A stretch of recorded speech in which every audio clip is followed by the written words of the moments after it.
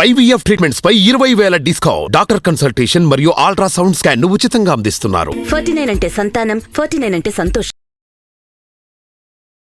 నమస్తే రమగారు. నమస్తే జయ. రమగారు, సంసారంలో భార్యాభర్తల మధ్య ఎక్స్పెక్టేషన్స్ ఎంతవరకు ఉండొచ్చు? ఎంతైనా ఉండొచ్చు. ఎంతైనా ఉండొచ్చు. కాదు జయ, ఇద్దరు పెళ్లి చేసుకుంటారు. ఎందుకు చేసుకుంటారు పెళ్ళి? ఎక్స్పెక్టేషనే కదా. కదా, ఇప్పుడు మన పాతకాల పద్ధతి వివాహ వ్యవస్థ ఇవాళది నిన్నటిది మొన్నటిది కాదు. అప్పటిదో ఆడవాళ్ళకి ఒక రక్షణ, మగవాళ్ళకి ఆడవాళ్ళ రక్షణ భద్రత, మగవాళ్ళకి ఒక ఆసరా. ఇది సాధారణమైనది. వీళ్ళిద్దరూ కలిసి సంసార రథాన్ని ముందుకు తీసుకెళ్తారు, సంతానానికి అంటారు, వాళ్ళ అమ్మా నాన్నని హలో అంటారు, వీళ్ళ అమ్మా నాన్నని చూసుకుంటారు, ఏదో సంసారాన్ని వృద్ధి చేస్తారు, పిల్లల్ని జాగ్రత్తగా చూసుకుంటారు. మామూలుగా జరిగేవి. అయితే ఒకళ్ళ మీద ఒకళ్ళకి ఎక్స్పెక్టేషన్స్ ఖచ్చితంగా ఉంటాయి. ఏ ఎక్స్పెక్టేషను లేకుండా ఏ ఇద్దరూ కలిసి ఉండరు కదా. యాత్రికులు అనుకో, నువ్వు ఆ దారిని వచ్చావు, నేను ఈ దారిని వచ్చావు, ఇద్దరం కలిసి ఓ దారిని నడిచేలాం, ఎవరి దారిని వాళ్ళు పోతాం అనుకుంటాం. ఇష్టమైతే నడుస్తాం, లేకపోతే లేదు, మానిపడేస్తాం. పెళ్ళి ఎట్లా? కలిసి నువ్వు ప్రయాణం చేయాలి జీవితాంతం వరకు. మీ ఇద్దరితో మీ ఇద్దరు కలిసి ఉంటే మీ ఇద్దరే ఉండరు కదా. మీకేమో అటో కుటుంబం ఇటో కుటుంబం రెండు ఉంటాయి. మీ ఇద్దరు కలిసి ఓ కుటుంబం, మళ్ళీ మీకు సంతానం. అది సజావుగా జరిగేదే. ఇప్పుడు ఇదంతా గోల లేకుండా జరిగిన నాళ్ళు బాగానే ఉంటుంది. ఎవరికి ఎక్కువ ఎక్స్పెక్టేషన్స్ ఉన్నా ఇబ్బంది. అసలు లేకపోతే ఇంకా నువ్వు కలిసి ఉండటంలో అర్థమే లేదు. ఏదో కొంత ఉండాలి, ఎంతో కొంత. అయితే మితిమీరిన ఎక్స్పెక్టేషన్స్ కానీ, అసలు ఒక సాధారణమైన ఎక్స్పెక్టేషన్ కూడా తీర్చని తనం కానీ, ఈ రెండు కష్టం. మితిమీరిన అంటే మితిమీరటం, ఇప్పుడు ఒక సామాన్యమైన కుటుంబం, ఈ అమ్మాయికి తన బర్త్డే అంగరంగ వైభవంగా చేసేయాలి. ఓకే, ప్రతి బర్త్డేకి భర్త ఏదైనా కొనిపెట్టేసేయాలి. స్పెషల్ గిఫ్ట్లు బాగా చేసేసేయాలి. ఎప్పుడు ఏం కావాలన్నా లేదనకూడదు, కాదనకూడదు, ముద్దుగా చూడాలి, అలా ఎలాగో చూసుకోవాలి, అద్భుతంగా చేసేసేయాలి అన్నీ. ఇవి అందరు ఆడపిల్లలకి ఉంటాయి. మీకుండవా అంటావు నన్ను, నాకు ఉంటాయి, అందరికీ ఉంటాయి. అవతల వాడి శక్తియుక్తులు, వాడి సమయం, పరిస్థితులు, అవకాశాలు. ఇప్పుడు ఇవి ఏంటంటే కొంచెం భార్య పుట్టినరోజు గుర్తుపెట్టుకోవాలి, పెళ్లి రోజుని కాస్త పలకరించాలి, ఏదో మరి చక్కగా మాట్లాడుకోవాలి. ఆమె అడిగిన 100 వస్తువుల్లో సగం కాదు, పావు కాదు 10 అయినా, 100లో 10 అయినా చెయ్యాలి. ఒకసారి కాకపోతే ఓసారైనా కాస్త ముద్దుగా ముచ్చటగా మురిపంగా చూసుకోవాలి.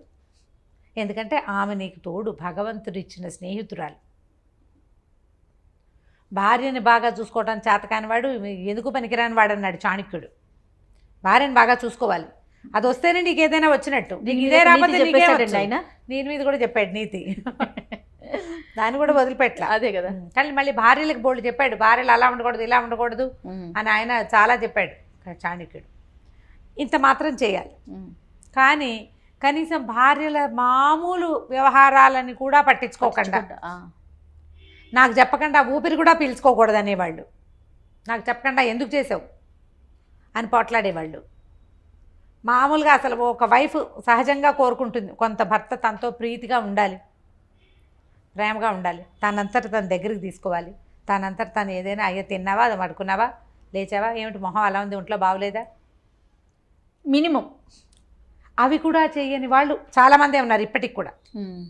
చక్కగా భార్యలతో సాయిదాగా ఉండి అన్ని పనులు చేస్తూ కావాలంటే ఇంట్లో పని కూడా చేసేస్తూ, పిల్లల్ని ఆడిస్తూ, అమ్మాయి ఉద్యోగంలో కూడా హెల్ప్ఫుల్గా ఉండేవాళ్ళు ఉన్నట్టే, ఏమీ పట్టించుకోకుండా పాతకాలము రైతు కుటుంబాల్లో మగవాడు వెళ్ళిపోయి ఆడవాళ్ళు పనిచేస్తుంటే పట్టించుకొని ధోరణి ఉండే చూడు, ఒక పాత ధోరణి, వెనకబడిన ధోరణి.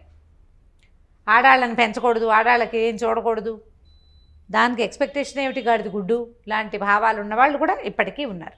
మార్చుకోవాలి, వాళ్ళు మారాలి. వీళ్ళు ఓవర్ ఎక్స్పెక్టేషన్స్, గ్రేట్ ఎక్స్పెక్టేషన్స్ ఆడవాళ్ళు తగ్గించుకోవాల్సి వస్తుంది. మగవాళ్ళకు కూడా కొన్ని ఎక్స్పెక్టేషన్స్ ఉంటాయి కదా పాపం. వాళ్ళకు కూడా ఇప్పుడు అమ్మాయి ఇంట్లో ఉంటుంది అనుకో, ఇంట్లో ఉండే అమ్మాయి అయితే తను వచ్చే వేళకి ఏదో కాస్త కాఫీయో టీయో పోయాలి, టైంకి వేళకి అన్నం పెట్టాలి, వాళ్ళ అమ్మా నాన్నని బాగా చూసుకోవాలి, తనతో బాగా ఉండాలి. ఈయన ప్రేమగా ఉంటాడు, ఆవిడ ఎందుకు ఏమిటి పిచ్చివేషాలు అంటుంది. ఈయన కొంచెం బాగా రొమాంటిక్గా ఉండే ధోరణి, ఆవిడ అంత రొమాంటిక్ కాదు. ఇవన్నీ కోరుకుంటారు సహజంగా. భలే చెప్తారు రమగారు. అవునా కాదా జయ చెప్పు. నేను ఈజీగా చెప్పేస్తాను. ఓకే, ఉంటారు ఇవన్నీ ఉంటారండి, ఉంటారు ఖచ్చితంగా. ఇప్పుడు లేదా ఇతనికి నీట్గా క్లీన్గా టైడీగా అలా ఎలాగో తను వచ్చేసరికి చక్కగా సినిమాటిక్గా అలంకారం చేసుకుని ఇల్లు నీట్గా తుడిచేసేసి ఏమిటో ఎట్లాగో చేసేసి చేయాలని తను, లేదా తన మాటే వినాలి, అన్నిటికీ తన మాటే వినాలి. వాళ్ళ అమ్మా నాన్న పేరెత్తకూడదు, ఫ్రెండ్స్ పేరెత్తకూడదు, ఎక్కడికి వెళ్ళకూడదు, ఎప్పుడు తనతోటే ఉండాలి, తన మాటే వినాలి, తను అనుకున్నదే చేయాలి. తను వద్దంటే గాలి పీల్చడం కూడా మానేయాలి భార్య. ఆ ఎక్స్పెక్టేషన్స్ వీళ్ళకి ఉంటాయి.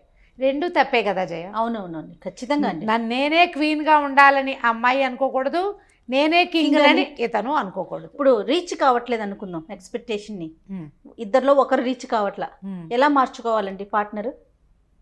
ముందు మొదట మాట్లాడుకోవాలి. కొంతమంది వినరు, మాట్లాడుకోవాలి అనగానే మన కామెంట్లు వచ్చేస్తాయి, మాట్లాడే వినరండి వినరండి వినరండి, 20 ఏళ్ళ నుంచి ట్రై చేస్తున్నానండి, వాళ్ళు వినరు. ఓకే, అప్పుడు ఏం చేస్తాం, ఎక్స్పెక్టేషన్స్ తగ్గించుకోవాలి. మనకి ఇంతంత ఉన్నాయనుకోండి, వాటిని చిన్నవి చేయండి, చేసుకోండి. ఓకే కనీసం ఇది మీట్ అయ్యాం. విన్నరు అని తెలుస్తోంది, మీరు కొన్ని సంవత్సరాల నుంచి ప్రయత్నం చేస్తున్నారు కదా, అది వదిలేయండి. అది కరెక్టా కదా? వదిలేయాలి. ఎన్నని వదిలేసుకోవాలి అని ప్రశ్నిస్తారు మళ్ళీ. ఎన్నైనా వదులుకోవాల్సిందే, సంసారం వదులుకోలేం కదా చచ్చి. ఏం చేస్తాం? అందుకని ఇప్పుడు రీచ్ కాలప్పుడు మీరు అన్నట్లు వదులుకోవటమే మంచిది కదా.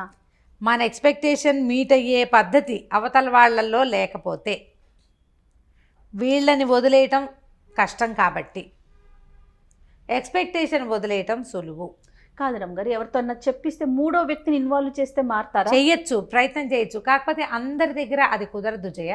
మూడో వ్యక్తిని ఇన్వాల్వ్ చేయొచ్చు. ఆ అమ్మాయికి ఒక మినిమం ఎక్స్పెక్టేషన్స్ ఉన్నాయి, వాటినైనా నువ్వు మీట్ అవ్వాలి అని అతని అక్కలో చెల్లెళ్ళో అమ్మలో ఫ్రెండ్సో చెప్పచ్చు. కానీ వాళ్ళు వినొద్దు, వాళ్ళు మాత్రం అబ్బాయి అంతే నువ్వు అలా ఇవ్వే సర్దుకో అనేవాళ్ళు లేరు. ఉంటారు. వాడు అలాగే ఉంటాడు, నువ్వు సర్దుకో. వాడు అలాగే ఉంటాడు, నువ్వు అడ్జస్ట్ అవ్వు. వాడు ఎలా ఉన్నా నువ్వు అడ్జస్ట్ అవ్వు. వాడు నవ్వినప్పుడే నవ్వు, వాడు ఏడ్చినప్పుడే ఏడు. వాడు వద్దంటే మానేయి, అంతే.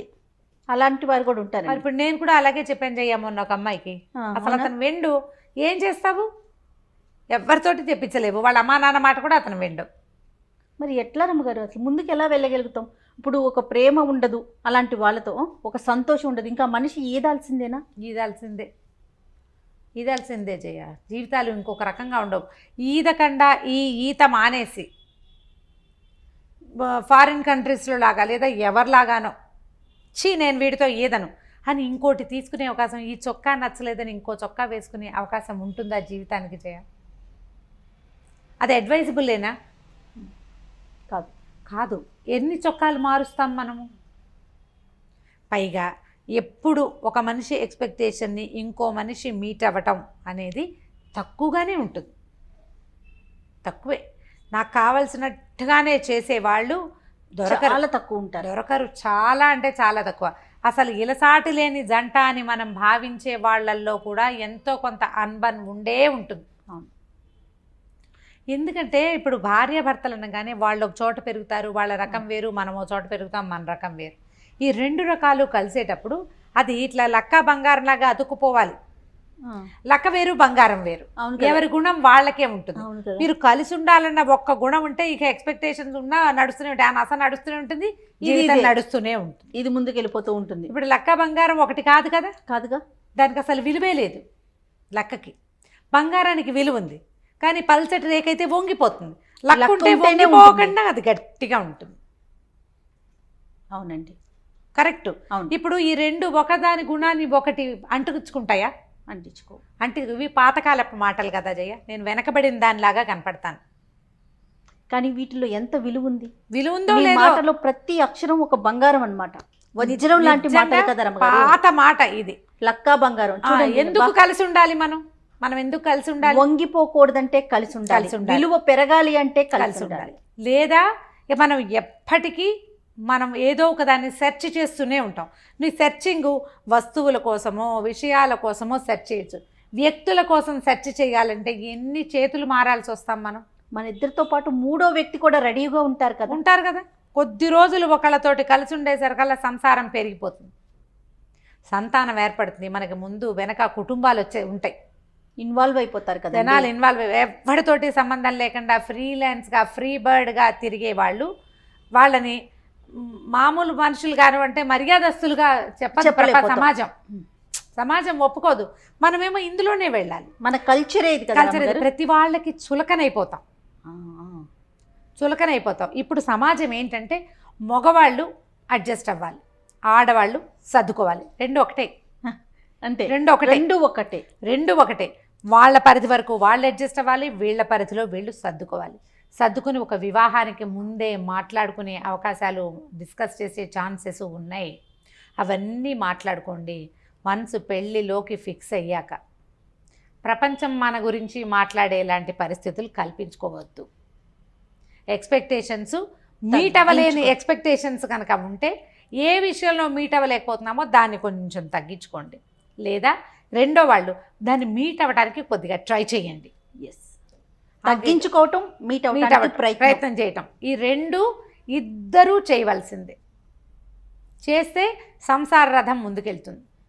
నేను అనుకుంటారమ్మ గారు, ఇలాంటి ఎక్స్పెక్టేషన్స్ రీచ్ కావట్లేదు, ఇబ్బంది పడుతున్నప్పుడు ఇటు పేరెంట్స్ కానీ అటు పేరెంట్స్ కానీ కొంచెం కల్పించుకొని వాళ్ళిద్దరిని కలిపే ప్రయత్నం చేస్తే మరింత అక్షింతలు వేయటం, మరింత గ్యాప్ను పెంచే ప్రయత్నాలు కాకుండా అలాగే చేస్తారు. అదే ప్రధానమైంది మనతో ఉన్న రెండో వ్యక్తి.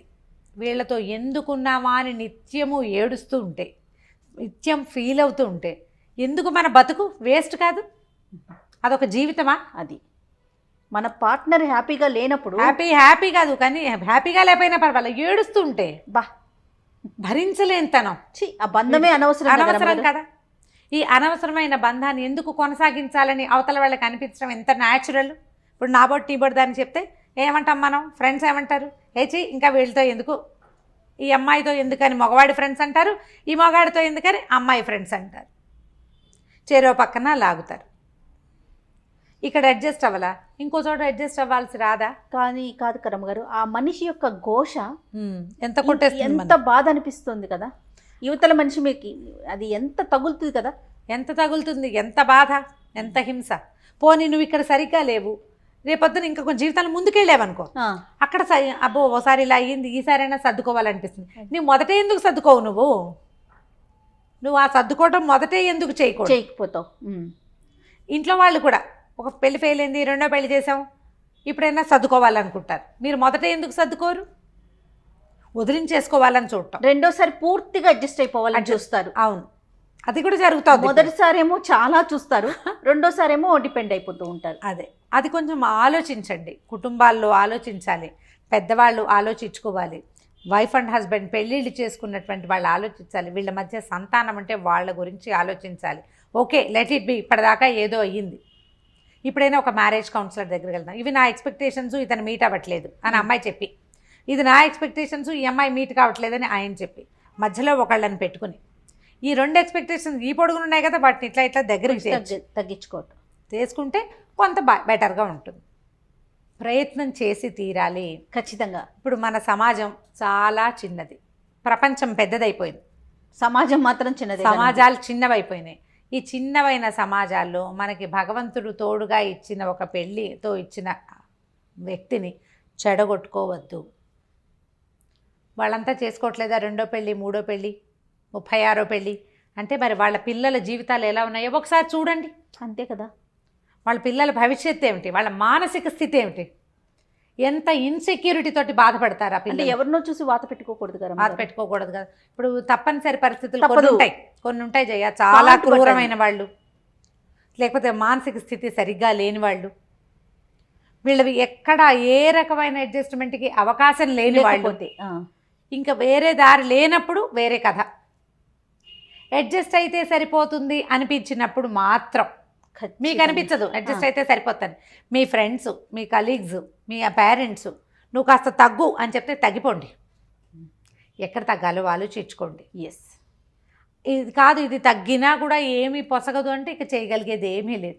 అందరి దారే గోదారి, మన దిగును తప్పదు కదా. అంతేకా. కానీ అడ్జస్ట్మెంట్ అయితే సరిపోతుంది అని అనుకున్న విషయాల్లో కొంచెం తగ్గించండి, కొంచెం పెంచండి, మొత్తానికి సర్దుకుని ఉండండి.